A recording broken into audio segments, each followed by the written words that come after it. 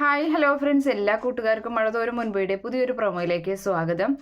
അങ്ങനെ വൈജയന്തി ബാങ്കിലേക്ക് പോവുകയാണ്. പോകുന്നതിന് മുൻപ് പറഞ്ഞിട്ടുണ്ട്, ബാലേന്ദ്രൻ വരുമ്പോൾ ആൾക്ക് ഭക്ഷണം നീ വിളമ്പി കൊടുക്കണം എന്ന് പറഞ്ഞിട്ടാണ് പോകുന്നത്. അങ്ങനെ അല്പസമയത്തിനുള്ളിൽ തന്നെ ബാലേന്ദ്രൻ വരികയാണ്. കാറിൽ നിന്ന് ഇറങ്ങി ഗേറ്റ് സ്വയം തുറന്ന് അകത്തേക്ക് കാറ് കൊണ്ടുവരികയാണ്. അങ്ങനെ ബെല്ലടിക്കുമ്പോൾ അലീനയാണ് വാതിൽ തുറക്കുന്നത്. അങ്ങനെ അലീന വാതിൽ തുറക്കുമ്പോൾ ബാലേന്ദ്രനെ കാണുമ്പോൾ ഒരുപാട് സന്തോഷം തോന്നുന്നുണ്ട്. അങ്ങനെ അവളോട് നല്ല സ്നേഹത്തിലും നല്ല പെരുമാറ്റമൊക്കെ തന്നെയാണ് ബാലേന്ദ്രന് തിരിച്ചു അങ്ങോട്ടുള്ളത്. അങ്ങനെ ഭക്ഷണം വിളമ്പി കൊടുക്കുന്നുണ്ട്. ഭക്ഷണം കഴിക്കണ സമയത്ത് അതിൻ്റെ രുചിയൊക്കെ കാണുമ്പോൾ അവളെ പുകഴ്ത്താനും അതുപോലെ അവളുടെ കൈപുണ്യത്തെ നല്ലത് പറയാനും ഒന്നും ബാലേന്ദ്രൻ മറക്കുന്നില്ല. എല്ലാതും നല്ലത് തന്നെയാണ് പറയുന്നത്. അതൊക്കെ ഒരുപാട് സന്തോഷം ഉണ്ടാക്കുന്നുണ്ട് അലീനയ്ക്ക്. അങ്ങനെ അദ്ദേഹം അവിടെ നിന്ന് പറയുന്നുണ്ട്, നീ വൈജ പറയുന്നതൊന്നും കാര്യമാക്കി എടുക്കണ്ട, നീ അതൊന്നും ഒരു കാതിൽ കൂടെ വിട്ട് കളഞ്ഞാൽ മതി, മനസ്സൊന്നും വിഷമിപ്പിക്കേണ്ട കേട്ടോ എന്നൊക്കെ പറഞ്ഞിട്ട് അങ്ങനെ അവിടെ നിന്നുമാണെങ്കിൽ പോവുകയാണ്. നമ്മുടെ ബാലേന്ദ്രൻ പോകുന്നുണ്ട്. അപ്പോൾ ആ വാതിലൊക്കെ അടച്ചതിന് ശേഷം മുത്തശ്ശിയുടെ അരികിലേക്ക് ചെല്ലുകയാണ് അലീന.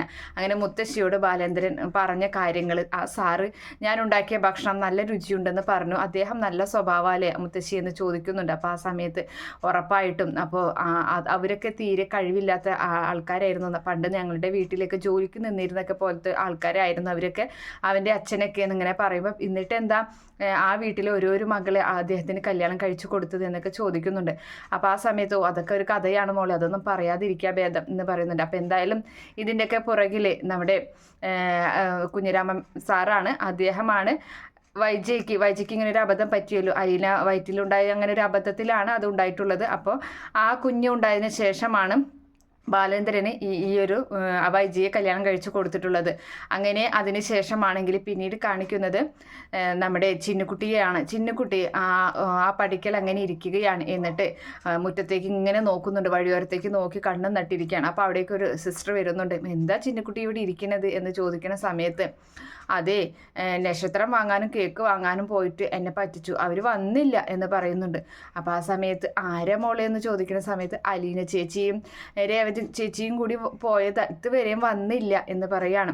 അപ്പോൾ ആ സമയത്ത് അവർക്ക് കിട്ടിക്കാണില്ല മോളെ, അതുകൊണ്ടാണ് അവരെ കിട്ടുന്ന സ്ഥലത്തേക്ക് പോയിട്ടുണ്ടാവും. അപ്പോൾ അത് ദൂരത്ത് പോയിട്ടാണ് അവർ വാങ്ങിക്കാൻ പോകുന്നത്, അതുകൊണ്ട് എന്തായാലും അവർ വരും കേട്ടോ എന്നൊക്കെ പറഞ്ഞ് കുഞ്ഞിനെ ആശ്വസിപ്പിക്കുന്നുണ്ട് അവിടെയുള്ള സിസ്റ്റർ. അതേ സമയത്താണെങ്കിൽ നമ്മുടെ രേവതിക്ക് മാസമായ, അതായത് ഒരു മാസം തികഞ്ഞല്ലോ, അവിടെ നിൽക്കുന്ന ഒരു മാസമായി. അപ്പോൾ ആ പൈസ മാമച്ചായൻ കയ്യിൽ കൊടുക്കുകയാണ്. ഇതാ നിൻ്റെ സാലറി എന്ന് പറഞ്ഞ് കൊടുക്കുന്നുണ്ട്. അങ്ങനെ ആ സാലറി വാങ്ങിയിട്ട് അവൾ അപ്പം തന്നെ ഗ്രേസിയുടെ കയ്യിൽ കൊടുക്കുകയാണ്.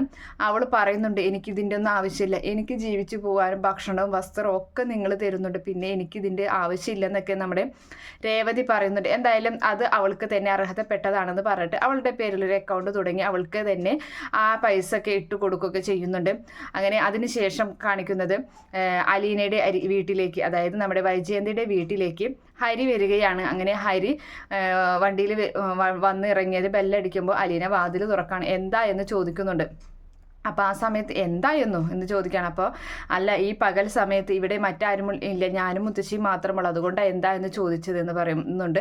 അതിനെന്താ, എനിക്കിങ്ങോട്ട് വന്നുകൂടെ, ഇന്ന് ഈ മുത്തശ്ശി മാത്രമുള്ളൂ എന്ന് വിചാരിച്ചിട്ട് എന്നൊക്കെ പറഞ്ഞ വലിയ അധികാരത്തോടു കൂടി ആ വീട്ടിലേക്ക് കടക്കാനൊക്കെ ശ്രമിക്കുന്ന ഭാഗമൊക്കെയാണ് എന്തായാലും പ്രൊമോ ആയിട്ട് വന്നിട്ടുള്ളത്.